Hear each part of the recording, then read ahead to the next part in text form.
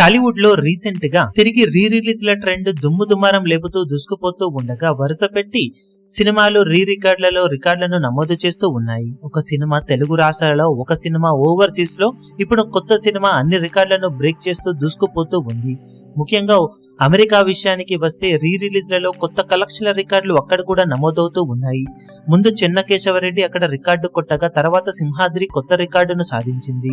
Latest గా Murari cinema ఆ రికార్డును బ్రేక్ చేయగా ఆ తర్వాత వచ్చిన ఇందిరా మూవీ సీనియర్ హీరోలతో కూడా కొత్త రికార్డును నమోదు చేసి సంచలనం సృష్టించింది. ఇప్పుడు ఆ రికార్డును బ్రేక్ చేసింది పవర్ స్టార్ పవన్ కళ్యాణ్ నటించిన Gabbar Singh re release movie.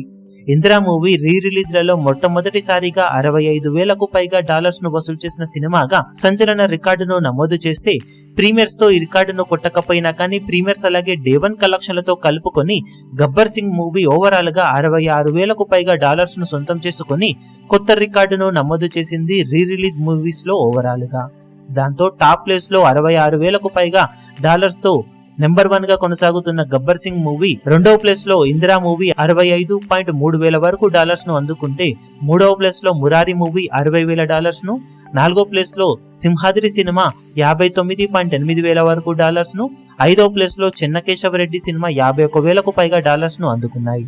Overall గా ఈ సినిమాలు మాత్రమే మినిమం 50,000కు పైగా డాలర్స్ ను అమెరికాలో సొంతం చేసుకోగా, కొత్త రికార్డును ఇప్పుడు గబ్బర్ సింగ్ సినిమా అమెరికాలో నమోదు చేయగా, తెలుగు రాష్ట్రాలలో రెస్ట్ ఆఫ్ ఇండియాలో కూడా సెన్సేషనల్ కలెక్షన్లతో రీ రిలీజ్ మూవీస్ లో కొత్త రికార్డును నమోదు చేసింది. ఇక బాక్సాఫీస్ దగ్గర ఈ సినిమా నెలకొల్పిన రీ రిలీజ్ కలెక్షన్ల రికార్డు ఫ్యూచర్ లో ఏ సినిమా బ్రేక్ చేస్తుందో చూడాలి.